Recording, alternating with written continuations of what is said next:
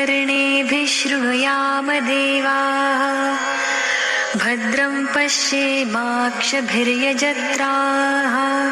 स्थिरैरङ्गैस्तुष्टुवांसस्तनूभिः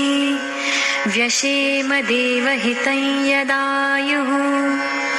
ॐ स्वस्ति न इन्द्रो वृद्धश्रवाः स्वस्ति नः पूषा विश्ववेदाः स्वस्ति नस्तार्क्ष्यो अरिष्टनेमिः स्वस्ति नो बृहस्पतिर्दधातु ॐ शान्ति शान्ति शान्तिः।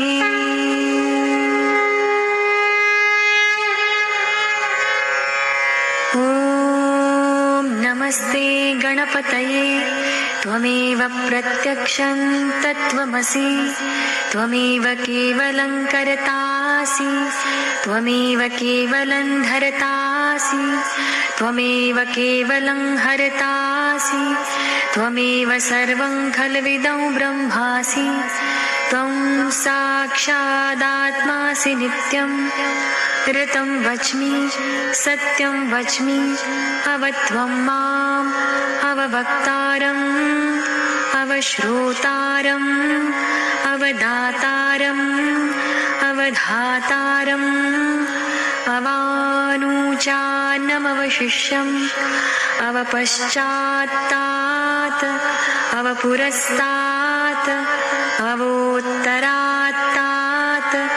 अवदक्षिणात्तात् अवचोर्ध्वात्तात् अवाधरात्तात् सर्वतो मां पाहि पाहि समन्तात् त्वं वाङ्मयस्त्वं चिन्मयः त्वमानन्दमयस्त्वं ब्रह्ममयः त्वं सच्चिदानन्दाद्वितीयोऽसि त्वं प्रत्यक्षं ब्रह्मासि त्वं ज्ञानमयो विज्ञानमयोऽसि सर्वं जगदिदं त्वत्तो जायते सर्वं जगदिदं त्वत्तस्तिष्ठति सर्वं जगदिदं त्वयि लयमेष्यति सर्वं जगदिदं त्वयि प्रत्येति त्वं भूमिरापो नलो निलो नभः त्वं चत्वारि वाक्पदानि त्वं गुणत्रयातीतः त्वं देहत्रयातीतः त्वं कालत्रयातीतः त्वं मूलाधारस्थितोऽसि नित्यं त्वं शक्तित्रयात्मकः त्वां योगिनो ध्यायन्ति नित्यं त्वं ब्रह्मास्त्वं विष्णुस्त्वं रुद्रस्त्वमिन्द्रस्त्वमग्निस्त्वं वायुस्त्वं सूर्यस्त्वं चन्द्रमास्त्वं ब्रह्मभूर्भुवस्वरूं गणादिं पूर्वमुच्चार्य वर्णादिं तदनन्तरम् अनुस्वारः परतरः अर्धेन्दुलसितं तारेण रुद्धम् एतत्तव मनुस्वरूपं गकारः पूर्वरूपम् अकारो मध्यमरूपम् अनुस्वारश्चान्त्यरूपम्